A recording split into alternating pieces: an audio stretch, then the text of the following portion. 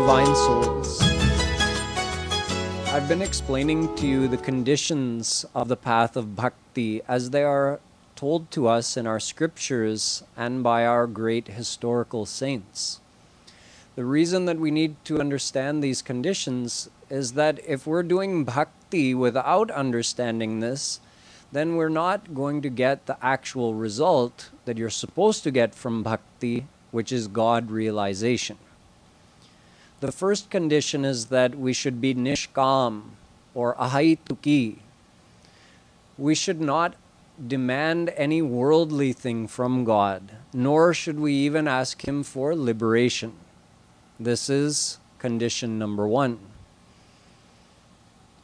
Condition number two is that bhakti should be independent. Since it is supreme, it is unnecessary to affiliate the practice of bhakti with any other path or practice.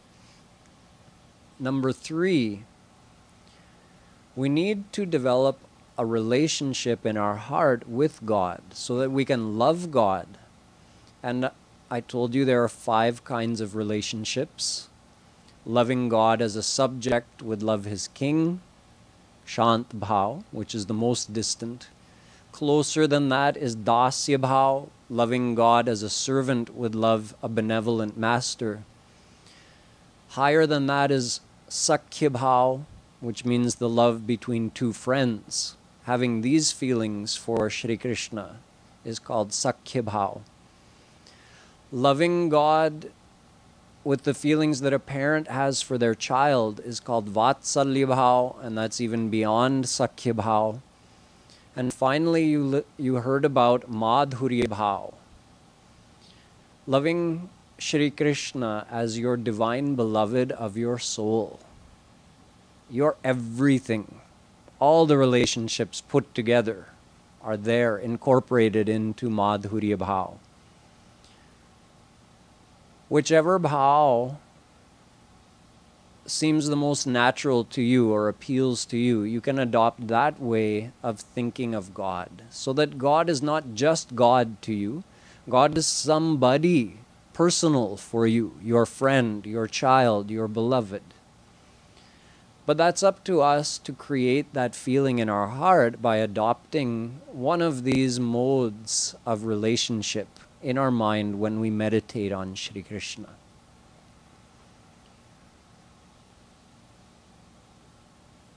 Yesterday I also told you that there's one other condition called ananyata. This is the 4th condition. We are supposed to be ananya. Ananya means only having hope and attachment in God and not anywhere else. Anya means other. Ananya means no other, only Shri Krishna. So where are the other places that our mind might be surrendered other than to Shri Krishna? There are a few places. We could have our mind surrendered to ourselves, for instance. Means we rely on ourselves. This is why Kunti Devi said, Janmaishwarya shruta shri bhi redhamana madah puman naivar hatya vidhatum vai tvama kinchana gocharam. Bhagavat. Shri Krishna, you are attainable by those who are akinchan. Akinchan means this feeling that I have nothing, Krishna, except you. I feel destitute. Destitute means like if you have no house, no family, no friends, no money, no job, nothing, totally destitute. Nobody to help you, nothing to rely on. So Bhagwan is called the refuge of destitutes. Asharana Sharana. That's one of his names.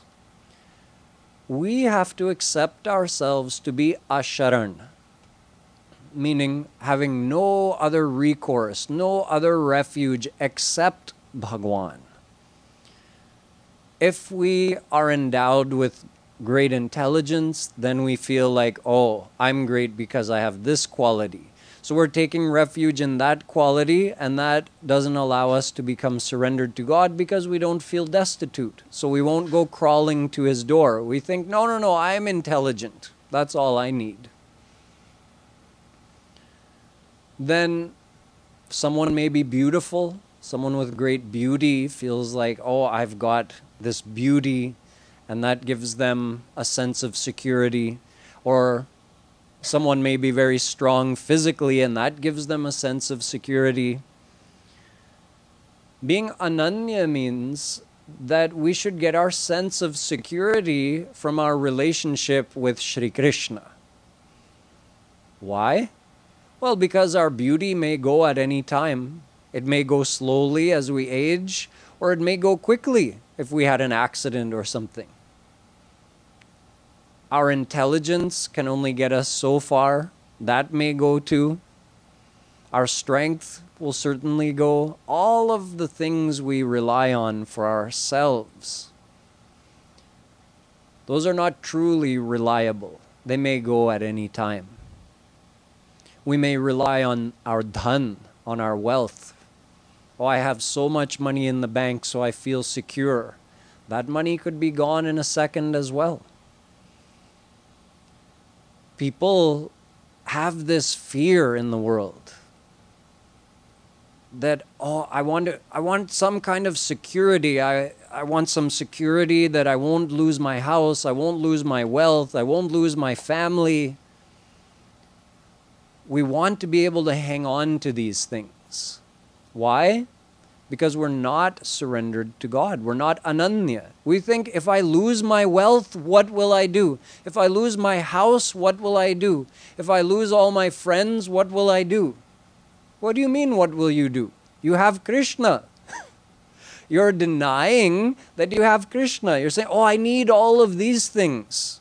You feel secure in your friends, your family, your bank account, your job, all these things. But none of these things are going to last forever, and we don't have a guarantee that they're even going to last for this whole life. They could be gone at any moment. Our bank account could be cleared out. Our identity could be stolen online. Our credit rating could be trashed. We could get fired from the job, lose our pension. Who knows? Anything could happen. Everyone could abandon us. Even if that happened, we should never fear. We should always feel like, what's the big deal? I have my Shri Krishna. Kripaluji Maharaj always used to say, you have अनंत कोटि ब्रह्मांडों के नायक आपके हृदय में बैठे हैं, किससे डरना है? The Lord of the whole universe is sitting right there in your heart. You should feel like, you know how if someone's father has $1 billion, how does the son walk around? Akar ke chalte hain, na? If someone is the son or daughter of the president or someone very important, they walk around like that. Who do I have to fear? I've got my father. So we have the Lord of the universe, Shri Krishna, right here, right inside of us. We should be walking around like that. Lost my house? What's the big deal? You think I'm afraid of that? That is ananyata. Anyashrayanam tyago ananyata. Naradji says, leaving the shelter of all others, but one, but for Shri Krishna, that is ananyata. Exclusiveness in devotion. Now, leaving the shelter of doesn't mean physically. That doesn't mean you have to test it out like, okay, let's burn all my money and go and live outside of my house, give up everything. No, it doesn't mean that you have to physically renounce everything. It means from inside you should not take emotional shelter in those things. That, oh, I feel safe because I have this many friends. I feel safe because I have that much money in the bank. It's our mind that has to turn towards God, not the physical body. So turn your mind towards Shri Krishna. Give up the emotional dependence on all others but one. This is ananyata. No person in this world can love us all the time. Never mind loving us perfectly. Even when someone's loving us, they don't love us perfectly. We find some complaint, don't we? But even if they could love us perfectly, they wouldn't love us all the time. They have their own desires, their own likes and dislikes. They can't support us all the time in every situation. And even if they could, there's no guarantee that the ones we love are going to stay with us for our whole life. So we can't rely on any other person to keep us safe forever. We can't rely on our wealth to keep us safe forever. Who can we rely on? Some people look to another place. They look to the Devtas. Devtas reside in Swarg, like Indra, Vayu, Agni. There are many important material personalities that we call Devtas. In English, we could call them celestial gods and goddesses. But this word God does not indicate Bhagwan, divine God with a capital G. We say celestial gods because they have power, great power, but only material power, not divine power. We reside here in Mrityulok, and those Devtas reside in Swarg. What happens if someone worships the Devtas? Yanti devavrata devan pitrin yanti pitrivrata bhutani yanti bhutejya yanti madhyajinopimam. Gita. Shri Krishna says, whomever you worship, that's where you'll go, wherever they are. So if you worship Devtas, you'll go to Swarg. What happens then? Te tam bhuktva swargalokam vishalam chirne punye martyalokam vishanti. Gita. You go to Swarg, you enjoy the great pleasures over there, which are greater than the pleasures of this Mrityulok, but they're still material pleasures, so they don't give you divine happiness. They don't satisfy you on a soul level any more than the pleasures here do. And you don't get to stay there forever. You enjoy for a limited time, and then you come back here in Mrityulok. So if you worship the Devtas, you can go to Swarg temporarily, and then you would come back here.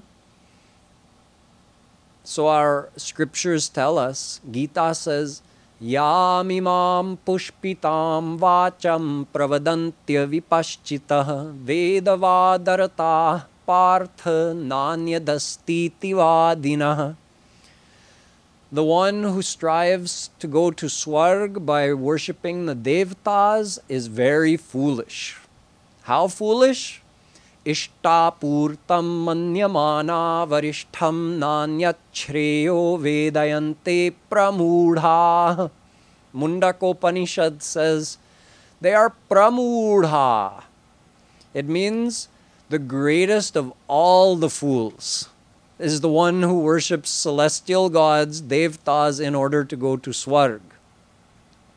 It's interesting that sometimes when a close, respected relative passes away, we write in their obituary that Hamare Pujya so-and-so, maybe Hamare Pujya Pitaji or someone, ka Swargavas ho gaya. So we're actually doing their burai. Because Ved and Gita are saying that only a fool goes to Swarg, and we're saying, oh, my respected so-and-so is now in Swarg. He's passed away and he's gone to Swarg.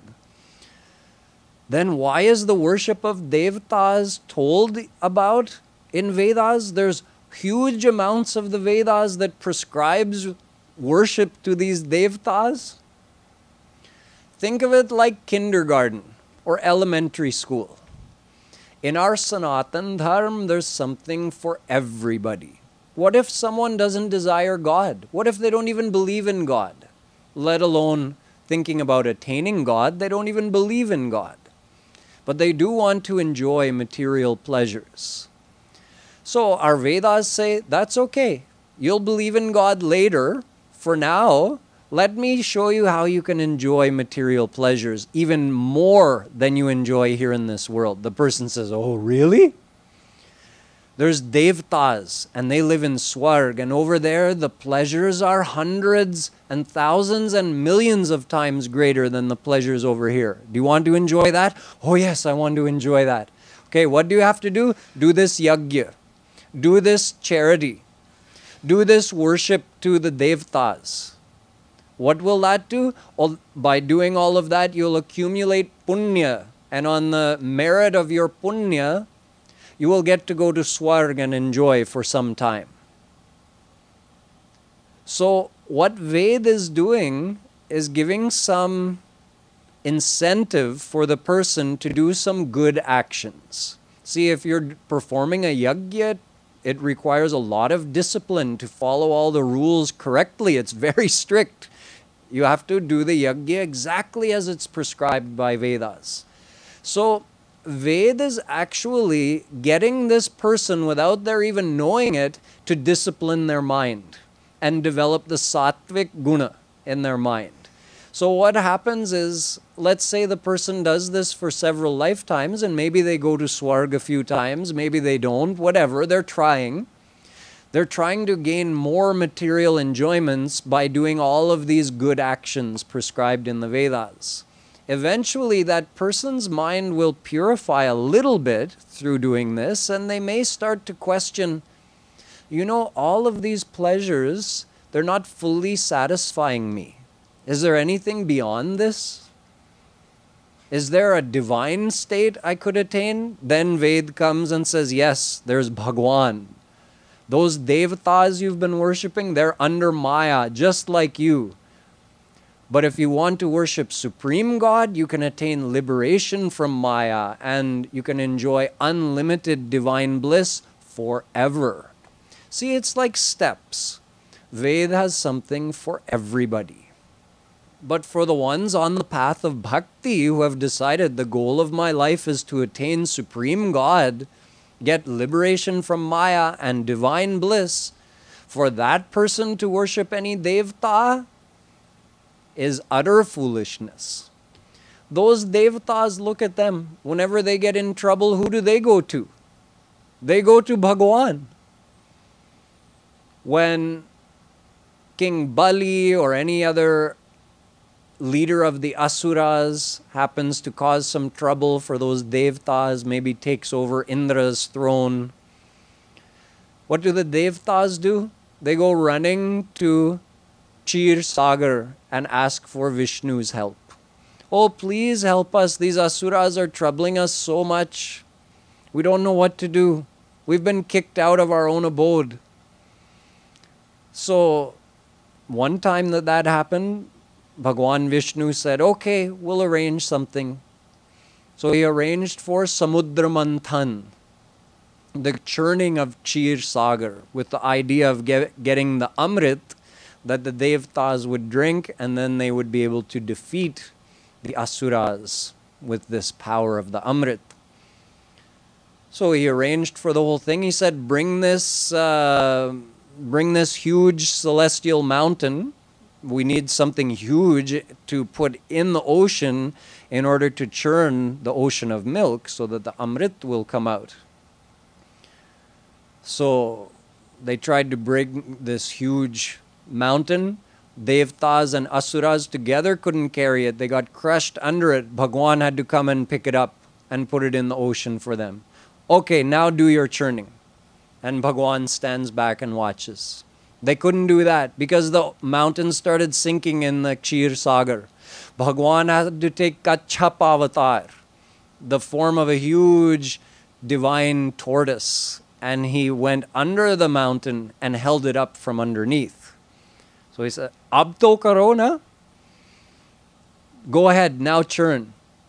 He also brought Vasuki, great divine snake to act as the rope to go around the mountain. Okay, now churn. So Devtas and Asuras tried pulling back and forth to churn it. They couldn't do it. They didn't have enough strength. So Bhagwan again took one end of Vasuki with one hand, the other end with the other hand, and he churned the ocean for them. Finally, the Amrit comes out. What happens? Asuras grab it and start going away to drink it. Again, Devtas are saying, now what do we do? This was the whole reason we churned the ocean. We lost the Amrit already. Bhagwan says, don't worry. He takes Mohini avatar and he comes and deludes the minds of the Asuras and gets the Amrit from them and distributes it only to the Devtas, not to the Asuras. So these Devtas are totally helpless without Bhagwan. They can't do anything without him. They're at most his employees. And whatever work they do is with the power they receive from him. So if someone is doing raganuga bhakti to attain the divine bliss of Shri Krishna, and at the same time they think, oh, but I also have to do this worship to Nogra Devta. I also have to do this worship to Shani Devta on this day. Oh, I have to do this, I have to do that. No, it's you. If you're worshipping Bhagwan, why worship his employees, the Devtas? It's like if the president is your friend. You can get anything you want, just ask him, he'll do it for you. And you think, oh, maybe I should make this town council member in this small municipality my friend also, just in case I need something from him. What? Uski kya ginti hai jab president hai tumhare dost? Same thing when you have Bhagwan, when you're worshipping Bhagwan, what is the need to depend on any Devta? In the Bhagavatam, Vedavyasji says, Yatha taror mulani chanena tripyanti tatskandha bhujopashakha pranopahara yathendriyanam tathaiva sarvarhanamachyutejya. He says, let's say you have a big, huge tree. And this tree has hundreds of thousands of leaves on it. So you want to keep all the leaves happy and healthy. What do? Pour water on the root. Do you go and sprinkle water on all the leaves? No, you just pour water on the root. If you water the root, the whole tree, the roots, the trunk, the branches, the twigs, the leaves, the flowers, the fruit, everything gets nourished. In the same way, when you worship Bhagwan, all the other powers are fully satisfied. Yad yad vibhuti matsattvam shri madur jitameva va tat tadeva vagachatvam mama tejonsha sambhavam. Gita.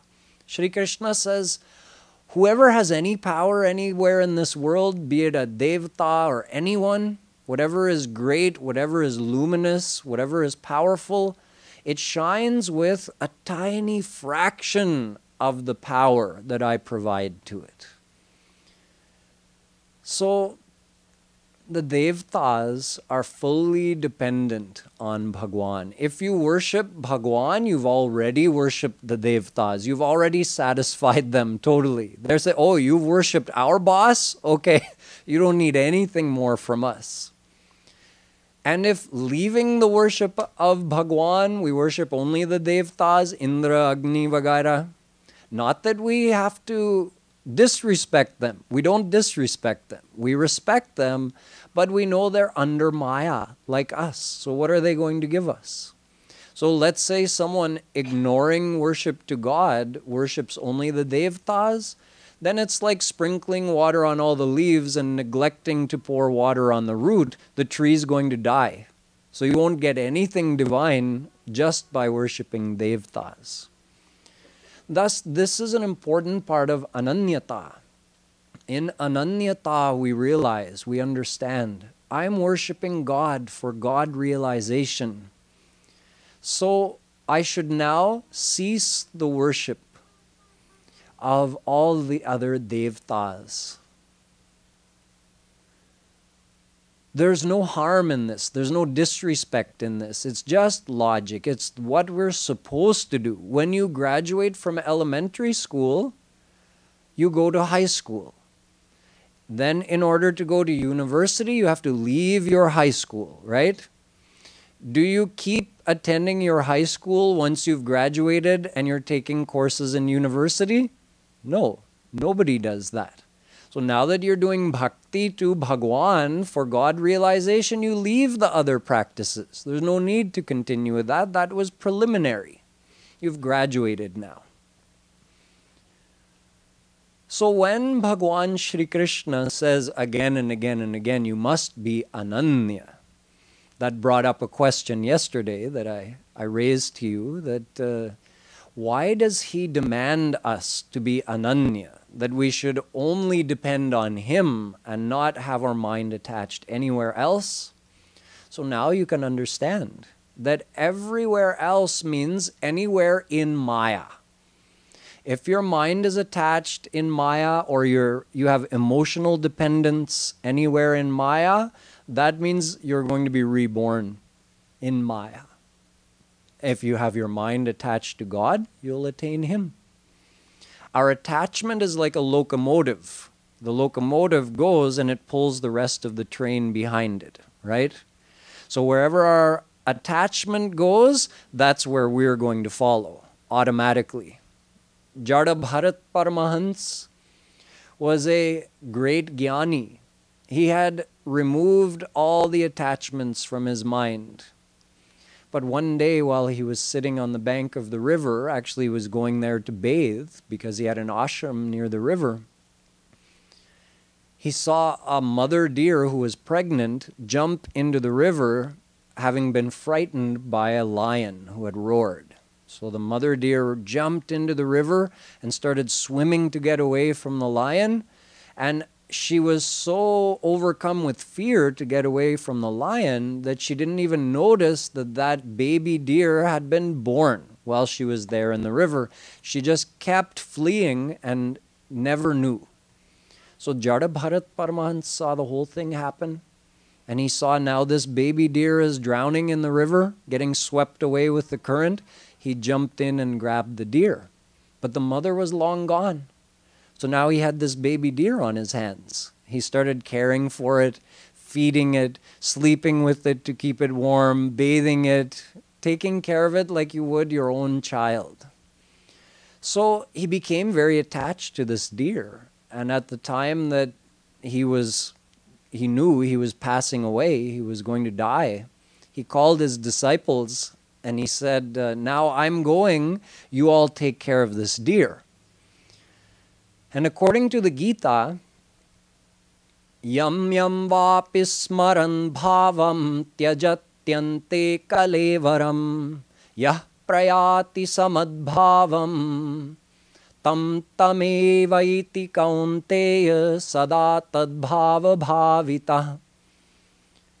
Shri Krishna says, whatever you remember as you're leaving your body, that's what you're going to attain.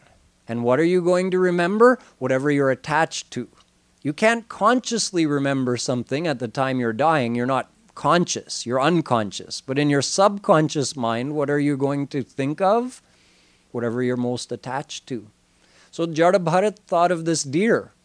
So Bhagavatam tells us that he was reborn as a deer in his next life, because that's what he was attached to. So it's like the law of gravity. It's a force of attraction in this world, right? So something like that, our attachment becomes the cause of our rebirth in our next life. So if we are attached anywhere in Maya to any living or non-living thing, according to the status of that thing we're attached to, we'll be reborn. So if we attach our mind to devtas, we'll go to Swarg. If we're attached anywhere in this world, we'll be reborn here. If we're attached to any tamas person or thing, we'll go to Narak. But the point is, we'll be still caught in this cycle of birth and death and bound by Maya. If we want to attain God, we have to attach our mind to Him. So that's why Shri Krishna says, if you want to attain me, attach your mind to me. Keep it out of the Mayic area. Your mind can be involved in the Mayic area, but not attached. That's the difference. Involve your mind in doing your work, taking care of your family, doing your duty, but don't attach your mind in that. Where does attachment come in? When we hope from something. Oh, you are mine. You will take care of me. I can depend on you. That feeling of security and mamata, that is the attachment that leads to our being reborn in Maya. So Shri Krishna is saying, have all of those feelings for me. After all, I alone am yours. Tvameva sarvam mama deva deva. Oh, Bhagwan, you alone are my everything. It's a fact, He is. So we are supposed to realize that in our mind, leaving the attachment of all others, only have our mind attached to Shri Krishna. This is very important. If we don't do this, we can do all the devotion in the world for hours and hours, and we'll never attain our goal because we never reach the point of full surrender to Shri Krishna. That paras and the pharum have to actually touch. Then the pharum will become gold. Otherwise, if there's even a fraction of a millimeter of distance between them, the pharum won't become gold. So our mind has to be 100% surrendered to Him. This is ananyata. One time, there was a Mahatma who was giving a speech near Govardhan Hill. You know, during the summer, during Shravan Mas, a lot of people go and do parikrama of Govardhan. It's considered to be a very auspicious thing to do. So they take several days and they do the whole parikrama, all 27 kilometers. So this Mahatma Ji was leading a group of people in this parikrama around Govardhan Hill. Each evening they would stop and make camp, and he would give some pravachan that night. So he was giving pravachan one evening, and this one villager came by, just an uneducated, simple villager, and everybody else was kind of sitting, you know, very politely listening to this Mahatma Ji. So this villager just came and, you know, he was just standing like that, just watching. So this Mahatma said, who are you?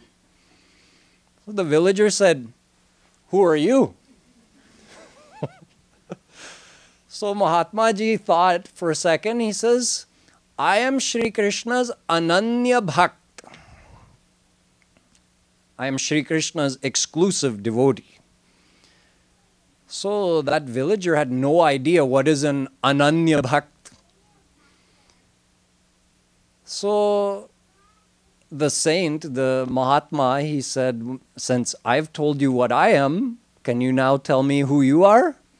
The villager says, I am Shri Krishna's Pananya Bhakt. So Mahatma Ji is thinking, Pananya? I don't know what that is. What's Pananya? But the villager asked first, what is this Ananya? Mahatma Ji says it means someone who only worships Shri Krishna and no one else. Now you please tell me, what is Pananya? The villager says it's someone who has never heard of anyone else other than Shri Krishna, never heard anyone else's name, doesn't know anyone but Shri Krishna. That is Pananya. Mahatma Ji said, today you have become my guru. He humbly went before that villager and said, today you have taught me. That's the ultimate state of being Ananya. So if we have our mind attached to Shri Krishna anywhere in the divine area, means Shri Krishna has uncountable names, uncountable forms, uncountable leelas, uncountable divine abodes, uncountable divine virtues, and uncountable divine associates. Parikar, like Yashoda Maiya, Gwal Bals, Gopis, these are all his divine associates. So this is all the divine phenomena. Nam, Roop, Leela, Guna, Dham, Jan. These 6 things, Bhagwan has all of them in unlimited amount. So you can attach your mind anywhere in that divine area and it counts as being Ananya. But if the mind gets attached in the Mayic area, then it doesn't count as Ananya. So yesterday the question was that, well, in the world you can love many people, your mother, father, spouse, children, etc., etc. Why is Bhagwan saying you can only love me? So the answer is that, in fact, he has uncountable forms and names and divine associates. You can love any of them or all of them, no problem. But keep the mind attached on the divine side, not in the material side. In fact, the material party says the same thing. You have the divine party, Bhagwan and all of his associates, and you have the material party, all of us under Maya. We also say the same thing, don't we? Okay, it's okay, do a little bit of devotion to God, that's fine, but don't do Radhe Radhe 24 hours a day. In other words, do a little bit of formality to God, but don't get attached on the divine side. No, no, no. Stay attached to me. I want you to love me, the mother says to her child. Love me. Do some formalities to God. The father also agrees. Kripaluji Maharaj told us that many times it happened to him that a mother and father brought their child saying, oh, Maharajji, please help us. This child is total Gnostic. Doesn't believe in God at all, never goes to the mandir, never sits in any katha or anything. So we've brought him, please tell him something. So Maharajji says, okay, I'll explain the same philosophy I explain to everybody. It's up to him to listen and accept it or not. So those parents brought that child in the satsang, maybe a teenager or something, and they started hearing Kripaluji Maharaj's explanation of the divine philosophy. It made sense to them, made more sense. They decided this was really the goal of my life. I want to attain Shri Krishna in this life. Few months later, the parents bring their child back to Maharajji and say, Ab Guruji gadbad ho gaya. Kya gadbad ho gaya? Now he's doing so much devotion to God. Maharajji says, what can I do? All I did was explain the philosophy. It's up to the person how much they incorporate it into their life or not. So we want people, okay, be good, do a little bit of devotion to God, but just as a formality. Keep your mind attached to me. People are afraid if he starts loving God, he's not going to love me. So you see, the material party wants you to keep your mind only attached in material things, and the divine party says, keep your mind only attached in divine things. So both are the same. Shri Krishna is not saying anything different than anyone in this world says, but he has a point, that if we keep our mind attached in worldly things, we multiply our worldly bondage. And if we keep our mind attached to him or anywhere in the divine phenomena, then we release the bondage of Maya and we can attain actual divine bliss. Now, within this divine area, you also have some choices to make. One is not better than another. If you attach your mind anywhere in the divine field, you're going to attain God. However, as you've heard me explain the last few days, you have different options in the divine world. You can attain formless God, you can attain Almighty God and go to Vaikunt and enjoy the ras of Shant Bhav, which is a more distant relationship from God. You can go beyond that. You could attain Bhagwan Ram, which is where the revelation of Premanand begins. You could go beyond that and attain Shri Krishna, where the full revelation of Premanand is. Then even within that, the question comes, are you a Dasya Bhav devotee, or Sakhya Bhav devotee, or Vatsalya Bhav devotee, or Madhurya Bhav devotee?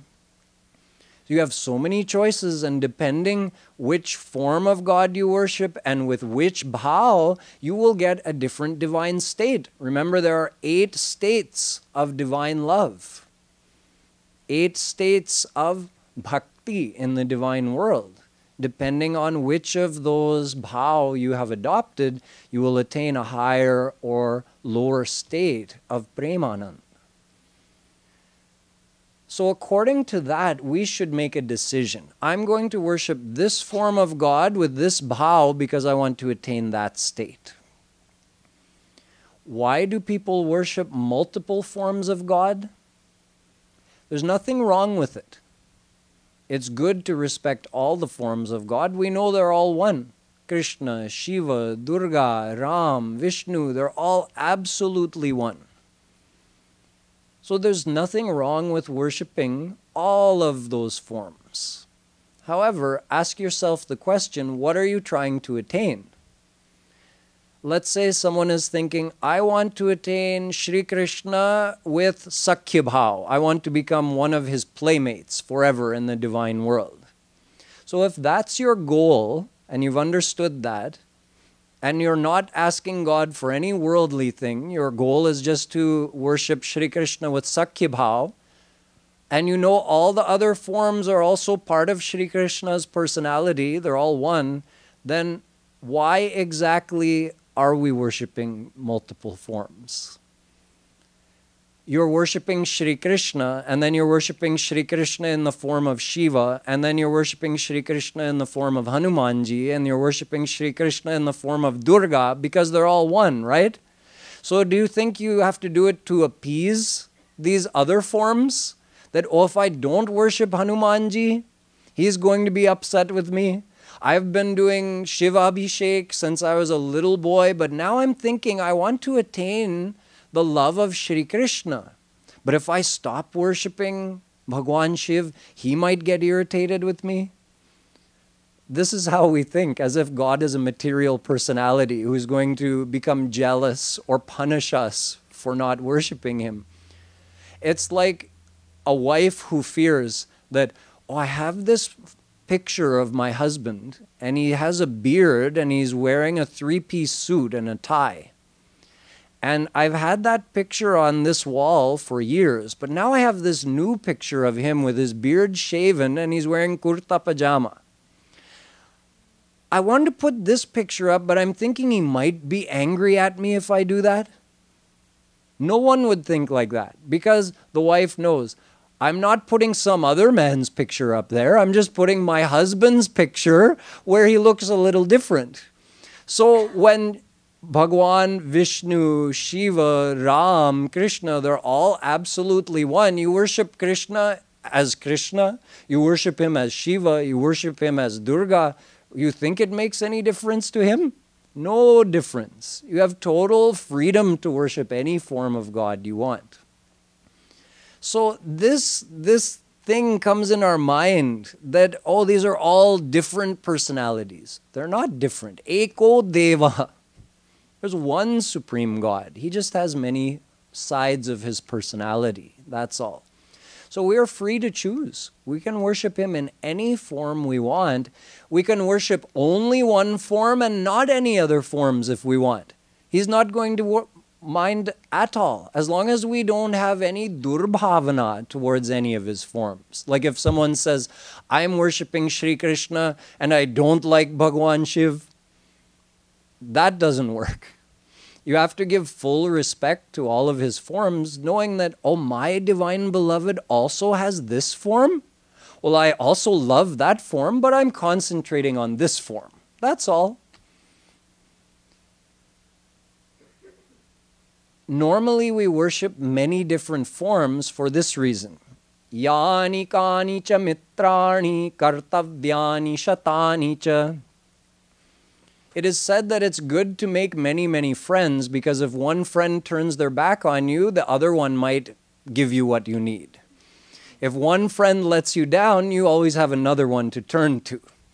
So if Hanumanji doesn't fulfill my worldly desire, because normally when we do bhakti, it's with a list of worldly desires. So let me cover all my bases. I'll worship Hanumanji, Lakshmiji, Durgaji, Ram, Krishna. I'll worship everybody because I want to give myself maximum chance of getting my desires fulfilled. But now you understand that that's not the reason that we do bhakti, not to get our worldly desires fulfilled. The reason for doing bhakti is to attain God, plain and simple. To surrender our mind to Him, to receive His divine grace and become God realized. So then all that's left for us to do is choose, in what form do I want to attain God? Then worship that form, plain and simple. Did any saint ever worship multiple forms of God? Tulsidas ji worshipped Ram. That's it. He gave full respect to all the other forms. He gave respect to Ganesh ji, but when he honored Ganesh ji, he asked him, Ganesh ji, please give me more bhakti to Ram. Everything was about Ram for him. Mirabai worshipped only her Gopal, Shri Krishna. Every saint had an Ishtadev, a particular form of God that they worshipped, and whatever souls came to them, they taught to do bhakti to that form of God only. They didn't do bhakti to multiple forms of God, and they didn't teach bhakti to multiple forms of God, but they respected all the forms of God. So we simply have to determine, in what form do I want God to come to me, and meditate on that form of God, worship that form of God. Do keep this in mind, though, that these dasya, sakhya, vatsalya and madhurya bhav are only possible with Ram and Krishna, because only Ram and Krishna are revealing the Premanand. The other forms of God, the almighty forms, are not revealing Premanand. It's concealed within them. So just like you can't, let's say your mother is a Supreme Court judge, you can't waltz into the Supreme Court and demand to sit on your mother's lap during the court. It doesn't work that way. In the same way, you can't say, well, I'm just going to love God Vishnu as my own child. No, he's like that Supreme Court judge. He's got all that formality and he behaves in that way. If you want him to be your son, you can worship Shri Krishna. He's the same Vishnu, but in an informal form. That's all. So there is a difference. That's why Shri Krishna gives us all of these choices. And this Madhurya Bhav is only possible with Shri Krishna, not with any other form of God. Thus, knowing what you want to attain, you can choose to do bhakti to that form of God, and then you will attain the divine vision of that form of God. This is the logic behind ananyata, that our mind should only be attached to God, not within Maya, even though we have to live in Maya. And even within the divine field, we should choose the form of God that we want to attain and do bhakti to that form of God, because that will help us focus our feelings and develop more love more quickly for God.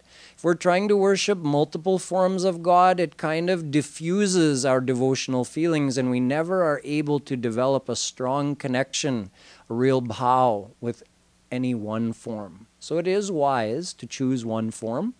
If you're not sure, it's fine. That day may come where you want to choose one. If this is not the time for you, that's also okay. But know that it's okay as far as God is concerned. He's fine with us worshiping Him in only one form. And that way we can proceed more quickly towards our goal of God realization.